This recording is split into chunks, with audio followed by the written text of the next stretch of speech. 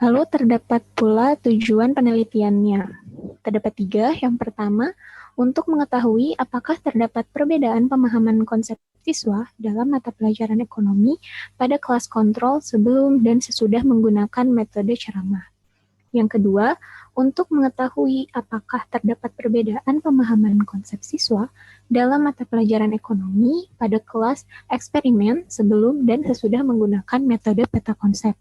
Dan yang ketiga, untuk mengetahui apakah terdapat perbedaan pemahaman konsep siswa dalam mata pelajaran ekonomi antara kelas eksperimen dan kelas kontrol sesudah perlakuan.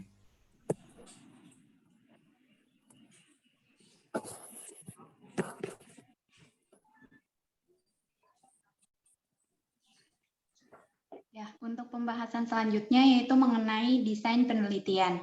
Di mana desain penelitian yang digunakan dalam penelitian ini adalah desain non-equivalent control design, yaitu jenis-jenis eksperimen yang hampir sama dengan desain pretest, post-test control group design.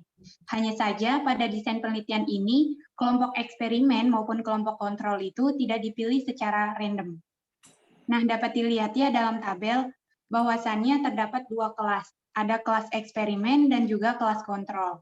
Di mana kedua kelas tersebut tuh diberi pretest dan juga post-test. Dan hanya kelompok eksperimen yang mendapat perlakuan atau treatment. Kelompok eksperimen itu diberi perlakuan dengan menggunakan metode pembelajaran peta konsep. Nah, secara umum, desain penelitian yang digunakan itu dapat digambarkan seperti pada tabel berikut.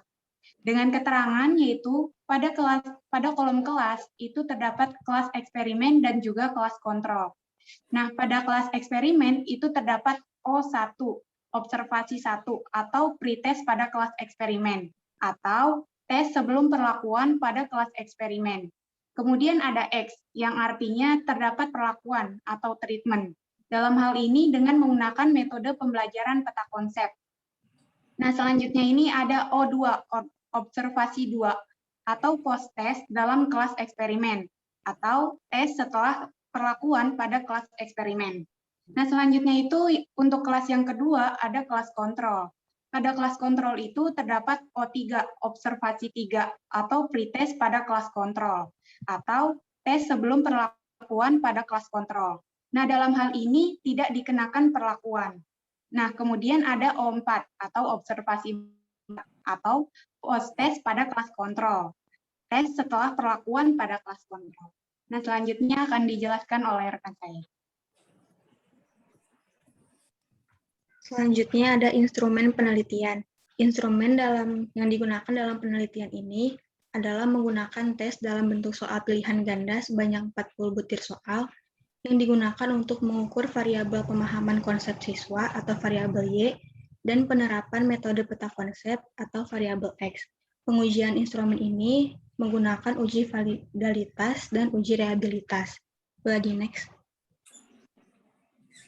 Nah, adapun teknik pengolahan datanya itu dari data hasil tes objektif siswa yang diperoleh dari hasil post-test diuji dengan beberapa uji statistik untuk melihat apakah hipotesis yang dibuat itu dapat diterima atau ditolak. Untuk selanjutnya dijelaskan oleh rekan saya. Baik, selanjutnya di sini ada teknik analisis data yang digunakan. Ada 3. Yang pertama, uji homogenitas varians, lalu yang kedua ada uji normalitas, dan yang ketiga uji hipotesis.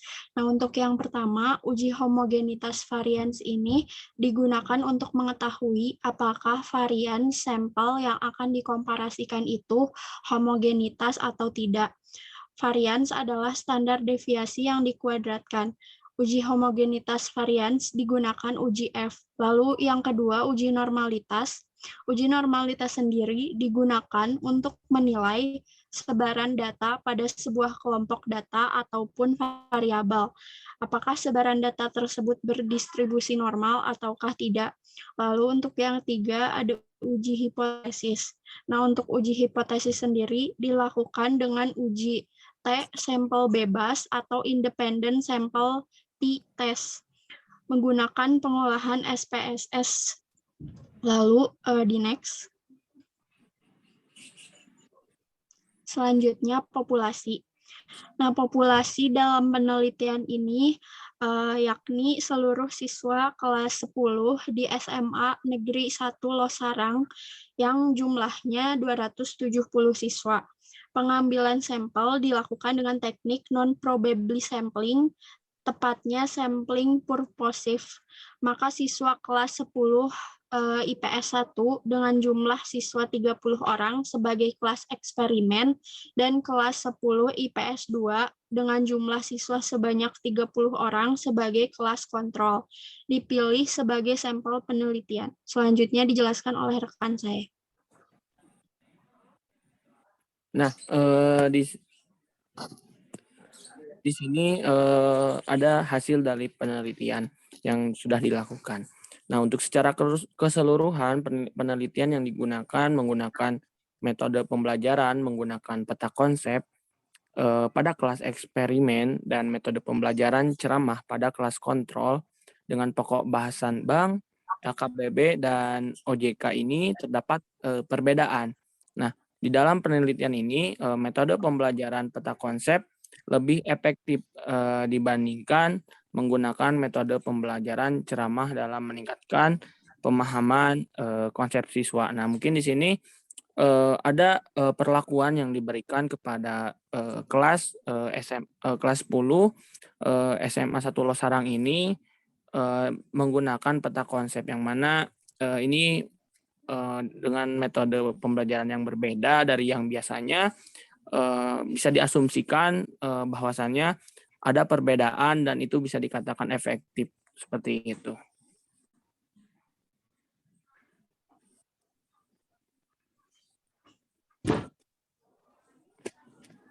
Ya, untuk selanjutnya yaitu mengenai kesimpulan. Jadi berdasarkan penelitian yang dilakukan pada kelas kontrol dan juga kelas eksperimen di kelas 10 SMA Negeri 1 Losarang, itu maka dapat ditarik kesimpulan. Yang pertama, itu terdapat perbedaan pemahaman konsep siswa dalam mata pelajaran ekonomi pada kelas kontrol sebelum dan sesudah menggunakan metode ceramah. Nah, yang kedua, terdapat perbedaan pemahaman konsep siswa dalam mata pelajaran ekonomi pada kelas eksperimen sebelum dan sesudah menggunakan metode peta konsep. Nah, yang ketiga, itu terdapat perbedaan pemahaman konsep siswa dalam mata pelajaran ekonomi antara kelas eksperimen dan kelas kontrol sesudah perlakuan. Nah, mungkin itu yang dapat saya sampaikan. Selanjutnya saya kembalikan kepada Galih. Terima kasih. Baik, mahasiswa ya begini. Coba ini sekarang, ini mungkin sudah skripsi yang lama, tahun berapa ini? Coba lihat, tahun berapa? Coba, tahun berapa ini? Ada tahunnya enggak?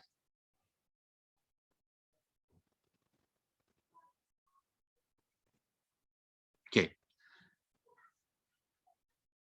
Coba lihat lagi ya. Coba salah seorang lihat di aslinya tahun berapa nih skripsi ini. Nah, coba akan kita bahas ini ya. Akan kita bahas. Skripsi tahun berapa? Coba dicek ya. Penulisnya kan ada nih, Ristanti Utang. Nah, mahasiswa skripsi di pendidikan ekonomi itu yang menggunakan penelitian eksperimen, memang kebanyakan judulnya seperti ini. Oke. Coba salah seorang mahasiswa baca lagi. Boleh Pak, sama saya Pak? Boleh. Ya, identitas skripsi, judul pengaruh penerapan pembelajaran metode peta konsep untuk meningkatkan pemahaman konsep siswa dalam mata pelajaran ekonomi, studi eksperimen pada siswa kelas 10 SMA Negeri 1 Losarang dengan materi pokok bank, lembaga keuangan bukan bank, dan otoritas jasa keuangan. Oke, gini. Nah, ini memang judulnya seperti ini kebanyakan. Pengaruh penerapan. Nah, pengaruh penerapan.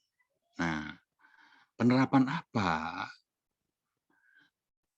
Jadi ini ada yang kacau di sini mahasiswa mungkin ya waktu menulis skripsi itu. Pengaruh penerapan metode peta konsep. metode peta konsep kalau ada yang memang yang disebut metode konsep. Jadi masih sama di sini pengaruh penerapan pembelajaran metode. Sebetulnya yang paling tepat pengaruh penerapan umpamanya ya penerapan metode discovery learning. Nah kalau di sini pengaruh penerapan metode peta konsep. Metode peta konsep. Kalau itu sudah jadi dianggap sebagai metode. Nah, pembelajarannya tidak usah ada karena pengaruh penerapan metode pembelajaran peta konsep. Harusnya makan gitu. Boleh masih komentari judul dulu? Tuh, kalaupun sudah ujian, tetap ada yang kurang bagus. Yang paling benar pengaruh penerapan metode pembelajaran peta konsep. Coba masih bisa kritisi.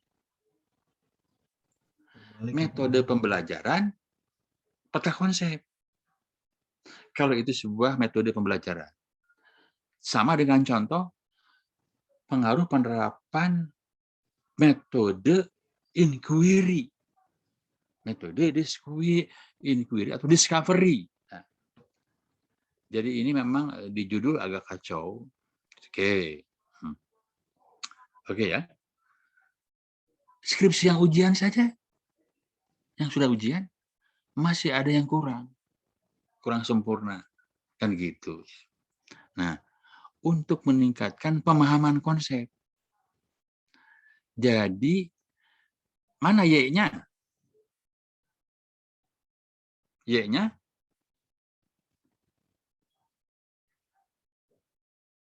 Aduh, mana variabel terikatnya? Pemahaman konsep siswa. Ya, pemahaman konsep. Nah, gitu. Pemahaman konsep. Nah, mana variabel independennya? Metode Pembelajaran metode peta konsep. metode pembelajaran peta konsep. Bukan itu. Bukan. Independennya adalah variabel independen treatment. Treatment apa? Treatment terkait dengan metode pembelajaran peta konsep. Kan gitu ya? Treatment itu. Jadi variabel X-nya itu sebagai variabel independen ya. Bukan pembelajaran metode peta konsep atau bukan metode pembelajaran peta konsep, bukan. Itu bukan variabel kalau dalam eksperimen. Tetapi kalau dalam eksperimen yang menjadi variabel anunya independennya treatment. Baru treatment tentang apa? Tentang metode pembelajaran peta konsep. Oke. Udah. Ini ngerti lah. Studi eksperimen pada siswa. Nah, kalau sekarang studi eksperimen pada siswa kelas boleh. Pada KD. Pada KD itu apa? Kompetensi dasar. Kalau yang sekarang ini tidak lagi disebut materi pokok di sininya. Jadi pada KD itu apa KD? Kompetensi dasar. Dasar. Karena materi turun dari kompetensi dasar. Kan gitu. KD-nya yang disebut di atas itu. Sudah eksperimen pada siswa kelas berapa? Pada KD. Nah, pada KD titik-titik.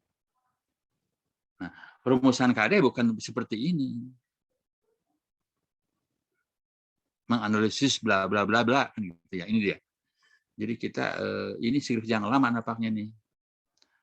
Skripsi yang lama sekali nampaknya. Tahun berapanya saya? Makanya tanya mahasiswa coba cek tahun berapa ini? 2014, Pak. 14, Pak. 14 berarti ya udah lama. Kalau 2014 sudah lama ini. 2014 sudah agak lama, sekarang 2021. Oke. Nah, kita coba klik lagi mahasiswa ke bawah.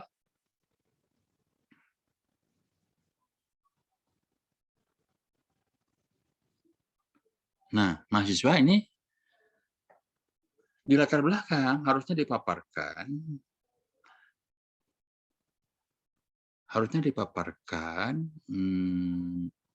bahwa pemahaman konsep para siswa itu masih rendah. Apa betul di situ? Ada bukti empirisnya? Datanya ada tidak? Coba latar belakang tarik lagi ke bawah. Klik lagi ke bawah. Nah, tarik lagi ke atas.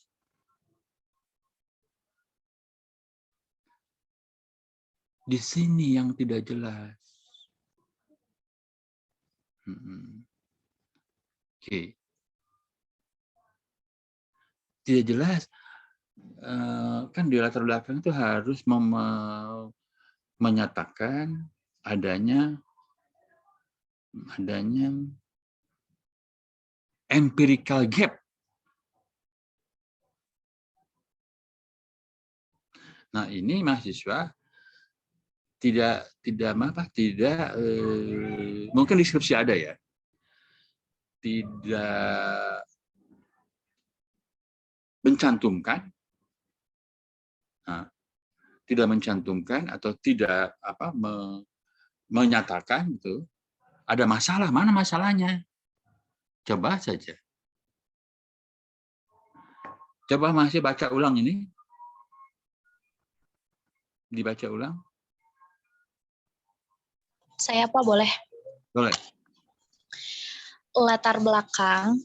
Artikel ini memiliki latar belakang berdasarkan keberhasilan proses belajar mengajar dalam mata pelajaran ekonomi dilihat dari pemahaman konsep yang dicapai oleh peserta didik. Pemahaman konsep tersebut merupakan prestasi belajar peserta didik yang dapat diukur dari nilai siswa setelah mengerjakan soal yang diberikan oleh guru pada saat evaluasi dilaksanakan. Berdasarkan informasi yang didapat, peneliti melakukan observasi awal dengan berdiskusi bersama salah satu guru mata pelajaran ekonomi di SMAN 1 Losarang tentang sejauh mana kemampuan pemahaman siswa SMAN 1 Losarang, khususnya dalam mata pelajaran ekonomi. Oke, tidak lengkap. Ini dari jurnal atau dari skripsi langsung? Mahasiswa? Ngambilnya dari mana nih? Dari jurnal, Pak.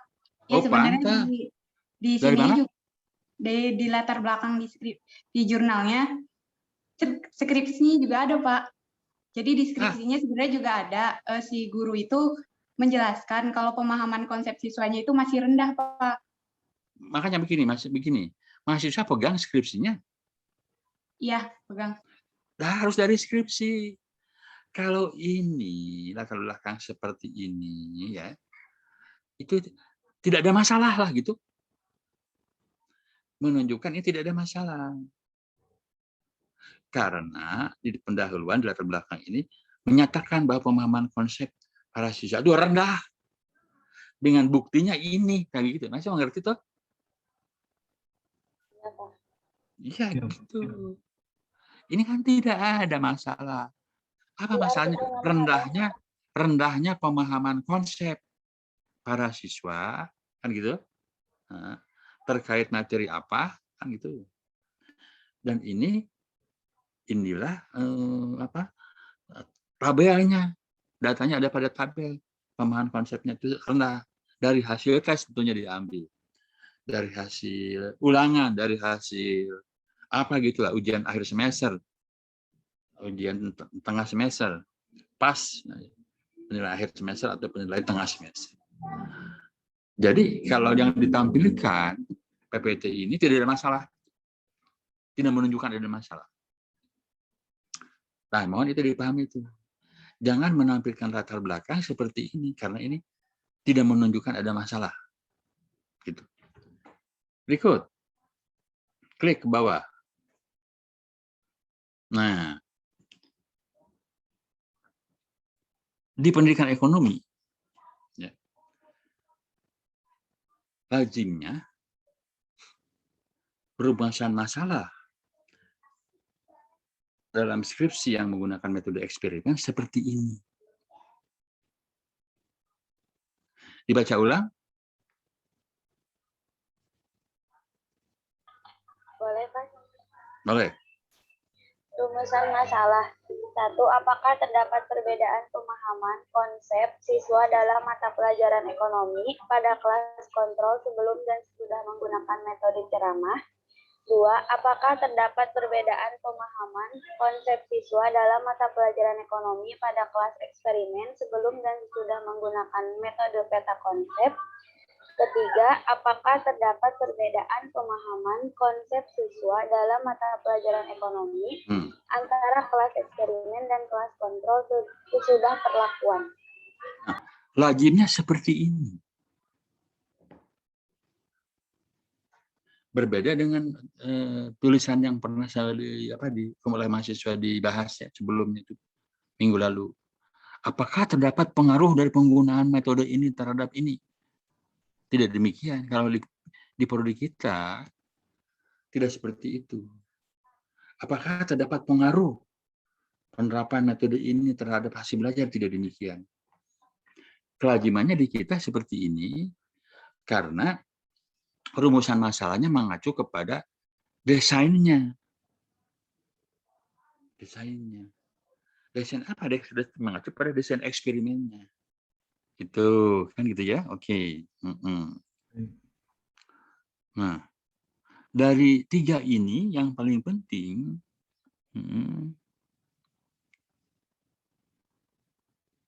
nomor 2 dan 3. Bahkan perkembangan sekarang ya. Perkembangan sekarang itu dari judul yang tadi dibahas cukup dua rumusan masalah. Yang nomor 2 dan nomor 3. Dulu memang ini ada rumusan 1, 2, 3 seperti ini, tapi setelah dalam perkembangan cukup 2 saja. Oke. Karena ini membandingkan pemahaman konsep ya, membandingkan pemahaman konsep yang satu ini itu kan yang apa? Sebelum dan sesudah menggunakan metode peta konsep, yang satu lagi dengan kelas kontrolnya gitu.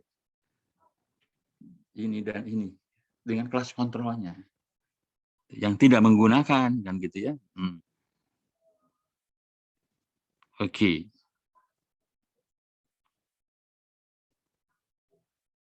Sesudah perlakuan.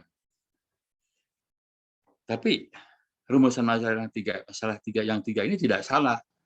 Tapi yang paling penting adalah nomor 2 dan 3. Klik lagi ke bawah. Nah, tujuan penelitian harus mengikuti rumusan masalah. Itu kan 3, ini 3. Hanya kalau yang di atas itu dalam bentuk pertanyaan, di sini dalam bentuk pernyataan. Coba maksudnya bandingkan rumusan masalah dengan tujuan penelitian. Apakah isinya sama? Yang beda apanya?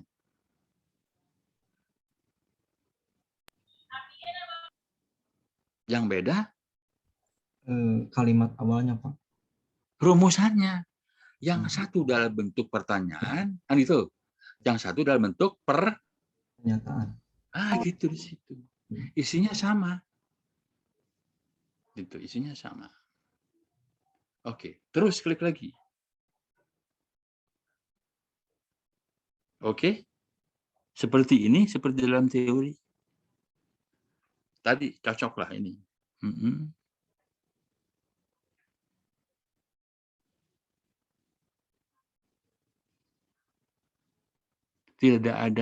Tidak dipilih secara random, benar tadi kan sudah disebutkan. Itu kan. Ini dia. Eksperimen, kontrol.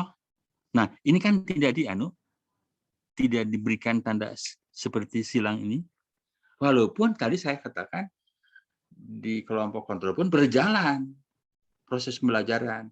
Dengan metode apa tadi proses pembelajarannya? Di atas disebutkan di rumusan masalah. Ya. Aduh. Peta konsep, Pak. Ya, aduh, peta konsep panjang ini nih. Ceramah. Ceramah itu. Ya. Sedang eksperimen kita adalah metode peta konsep. Ya, ini yang di sini. Perlakuan di sini tanda silang. Treatment. Di sininya ceramah kan. Kelas kontrol. Itu tidak diberikan tanda silang seperti itu. Terus ke bawah.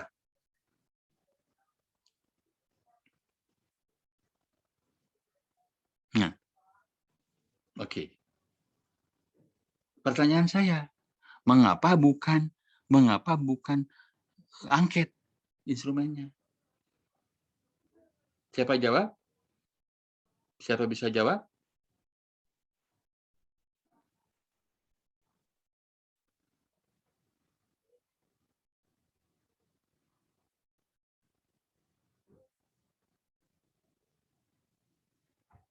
Ya.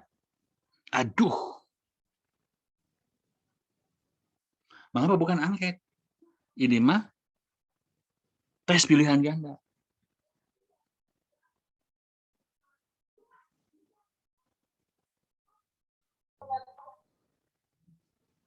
Mengapa bukan angket?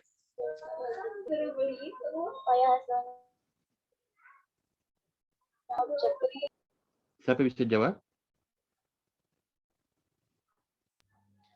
Untuk mengetahui hasil pembelajarannya. Nah, mengapa bukan angket?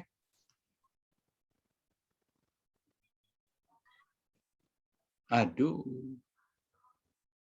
Hasil belajar ya diukur oleh hasil tes. Pilihan ganda kan tes. Gitu. Ini kan hasil belajar. Pemahaman konsep itu, aspek kognitif. Tidak mungkin dengan angket. Angket mah tidak bisa mengukur pemahaman konsep sebagai hasil belajar. Gitu kan? Angket mah tidak mengukur prestasi belajar. Gitu. Karena angket mah tidak cocok untuk mengukur itu. Karena ini hasil belajar atau prestasi belajar diukurnya dengan tes. Tes apa yang digunakan di sini? Pilihan ganda. Bisa juga itu essay kan begitu. Duh. Klik ke bawah.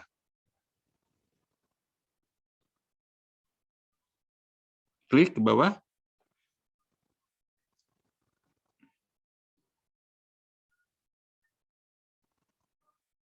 Terus. Itu tidak masalah. Terus. Terus.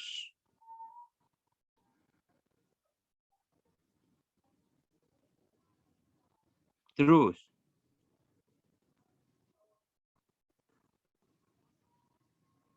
Wah. Mahasiswa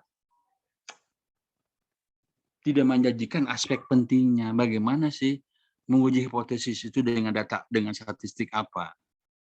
Uji apa di situ? Nah, ini kekurangannya dari kelompok yang ini. Bunyi hipotesisnya seperti mana? Coba lihat bunyi hipotesisnya. Tidak ada, kan?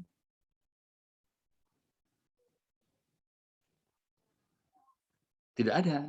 Jadi mahasiswa, ada bagian-bagian penting justru diabaikan. Gitu. Tidak ada tuh uji hipotesis. Statistik apa yang digunakan? Nah, karena itu mahasiswa ya, minggu depan kita masih mempelajari kuasi eksperimen lah, masih. Tetapi dari skripsi yang pendidikan ekonomi yang relatif baru, nanti saya share itu, ada 2 di saya,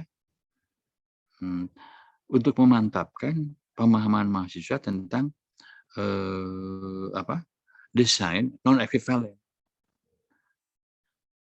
Ini kan ini masih lebih relatif lama 2014 dan masih tidak menyajikan bagaimana sebetulnya uji hipotesisnya menggunakan UJT itu seperti apa, sehingga kesimpulannya mana kesimpulan tadi mana kesimpulannya?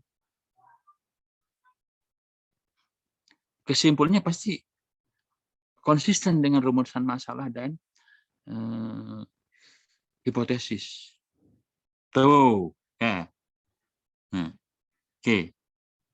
Oke, ini kesimpulan. Ada berapa rumusan masalah? 3. Ada 3, Pak. Oke. Ada berapa hipotesis? 3. Yang tadi.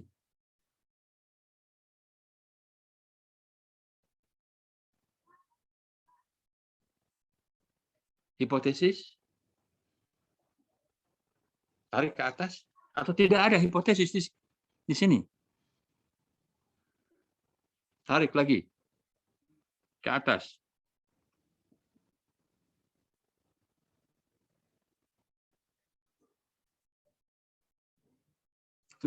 Tarik ke bawah. Rumusan masalah. Oke. Terus? Oke, kok konsisten. Ke bawah. Hipotesis?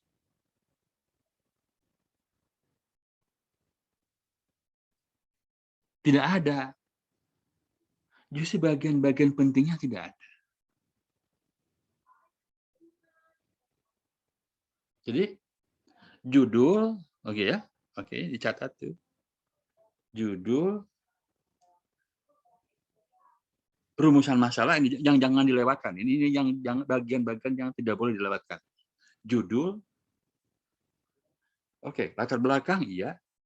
Judul, latar belakang iya. Rumusan masalah,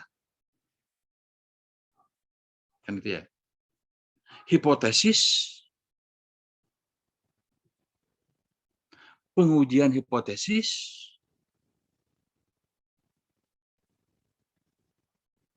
kesimpulan. Saya ulang lagi, Mas, saya ulang lagi ya. Bagian-bagian yang tidak boleh dilewatkan dan mutlak harus ada dalam sebuah pembahasan penelitian, hasil penelitian, termasuk skripsi. Judul iya, satu judul. Kan gitu ya. Kedua, latar belakang. Kan di situ ada pemaparan masalah.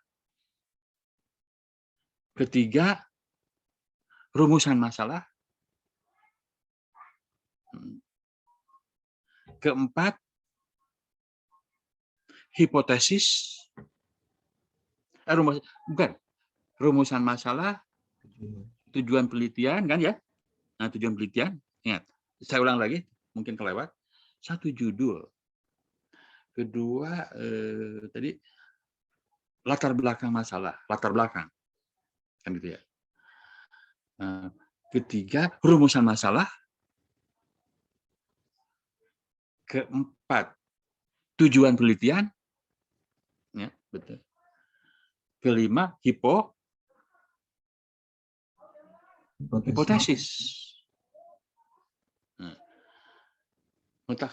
Kemudian berikutnya ketujuh adalah pengujian hipotesis. Pengujian hipotesis. Nah, di dalam pengujian hipotesis menggunakan teknik analisis data apa kan gitu ya. Nah, jadi jangan dilewatkan itu teknik analisis data, kemudian pengujian hipotesis. Oke. Kemudian kesimpulan. Jadi ingat, teknik analisis data jangan ditinggalkan. Itu bagian pentingnya itu. Bagian pentingnya itu. Oke. Bagian yang lainnya ya ada apa tadi? Instrumen, silakan. Jangan yang tadi saya sebutkan jangan dilewatkan. Bukan bukan berarti yang lainnya tidak boleh. Oke. Jadi masa begitu ya. Acara minggu depan masih tetap membahas skripsi. Ada berapa kelompok lagi nih kita?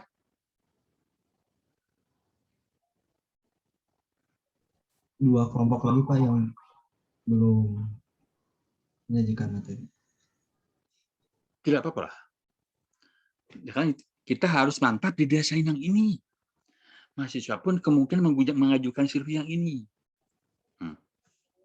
Jadi gini mahasiswa nih, minggu depan dua kelompok ini tetap membahas dua desain yang ini, non equivalent, atau dalam bahasa lain mungkin ada, tetapi desainnya sama.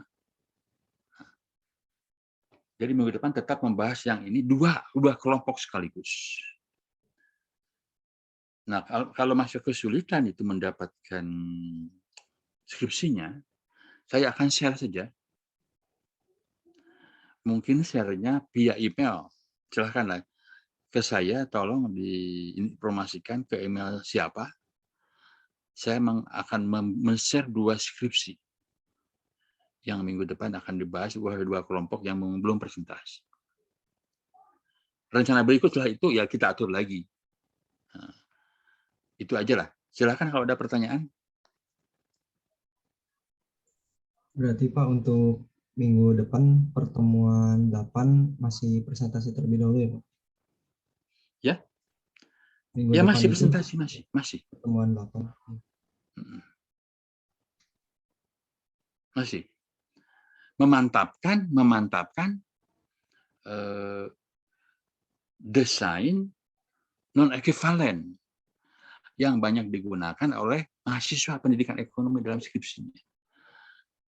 Kecenderungan bisa jadi mahasiswa itu akan mengajukan itu kalau tertarik di eksperimen mah, gitu. Untuk tingkat S1.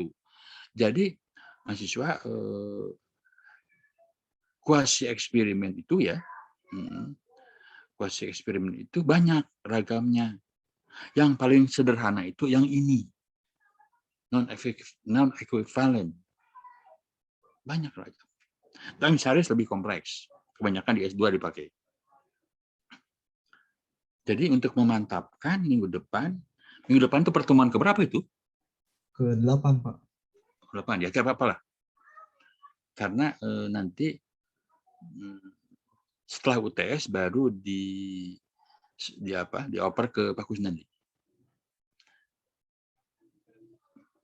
Oktober ya. Minggu depan belum November, belum ya? Belum Pak. Oke. Kalau November berapa minggu lagi? Sekitar 2 minggu lagi Pak. Oh ya, udah dekat lah. 2 minggu lagi. Jadi gini, kita mantapkan dulu gitulah di desain kuasi eksperimen itu gitu. Jadi minggu depan ada 2 skripsi yang akan dibahas oleh mahasiswa di kelompok yang 2 terakhir itu. Nah, kalau itu nanti minggu berikutnya masih membahas 1 desain lagi, ya mungkin ada tambahan buat itu kelompok, tidak apa-apa.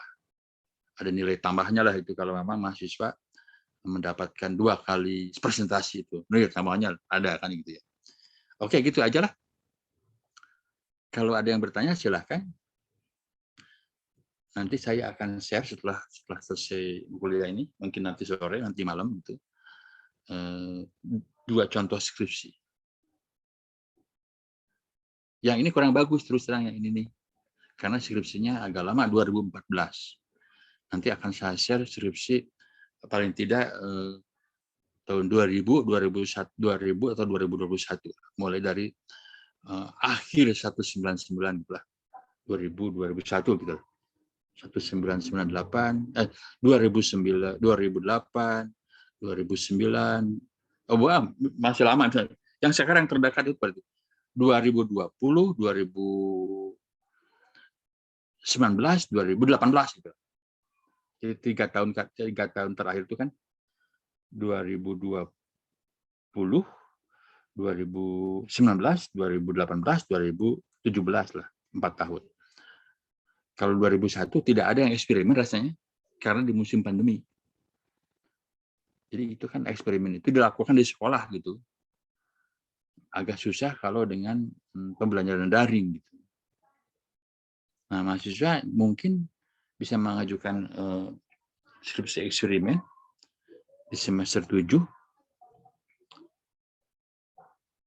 karena ini sudah memasuki masa normal.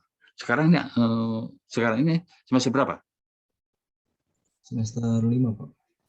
5. Oh iya, 6, 7, 8 tuh. 6, 7, 8. Di semester itulah mahasiswa melakukan penelitiannya. Paling cepat di semester 6 dan 7. Oke, jadi kan ini mengapa ada perubahan? Karena di prodi sendiri ada perkembangan. Ada perkembangan kan, oh ini dia sudah tidak cocok 3 rumusan masalah jadi 2. Mana yang sangat esensial kan gitu. Oke, mahasiswa, silakan ada yang bertanya lagi. Nah, pesan saya kepada nanti yang mau presentasi minggu depan, coba perhatikan di alat statistik untuk menguji hipotesisnya. Kebanyakan karena ini rumusan masalah hipotesisnya seperti yang tadi dilakukan oleh mahasiswa yang skripsinya dipresentasikan. Ada uji beda melalui uji tek.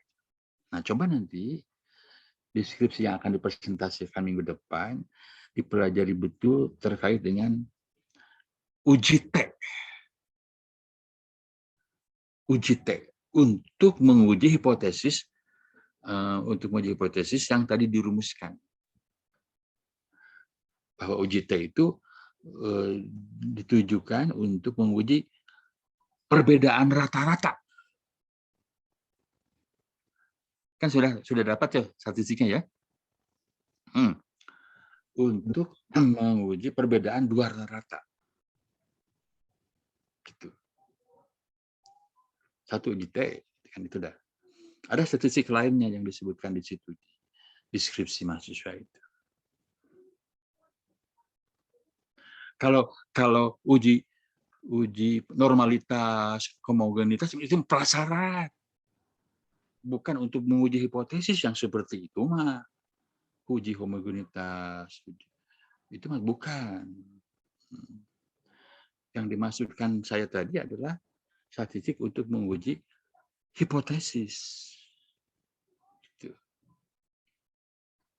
Itu aja dulu sementara. Silakan ada yang bertanya dulu.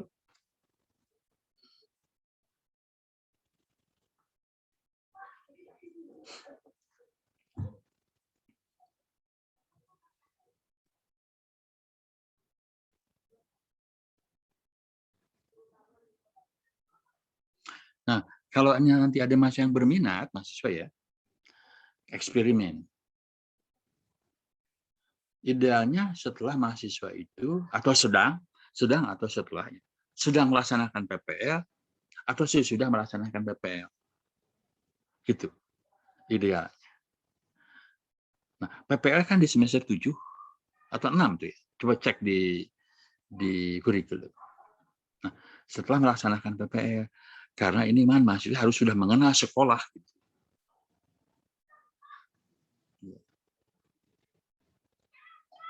Dan skripsi yang eksperimen sangat diapresiasi oleh prodi. Mengapa? Karena mahasiswa ini calon guru. Calon guru ini. Sehingga pada saat nanti sudah jadi guru juga bisa melakukan penelitian, eksperimen, atau penelitian tindakan kelas.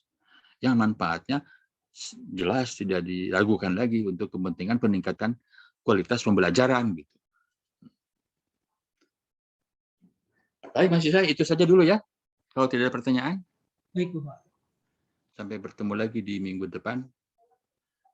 Sekian dulu mahasiswa, mudah-mudahan kita sehat selalu lah begitu. Nanti ada informasi lagi dari saya via WA group gitu, termasuk skripsinya saya informasikan. Sekian dulu. Kita sama-sama membacakan hamdalah, alhamdulillahirobbilalamin. Alhamdulillah. Sampai minggu depan. Assalamualaikum warahmatullahi wabarakatuh. Waalaikumsalam warahmatullahi wabarakatuh. Terima kasih Pak. Sehat selalu. Baik. Terima kasih Bapak. Waalaikumsalam, Baik. makasih Bapak. Sehat selalu. Baik.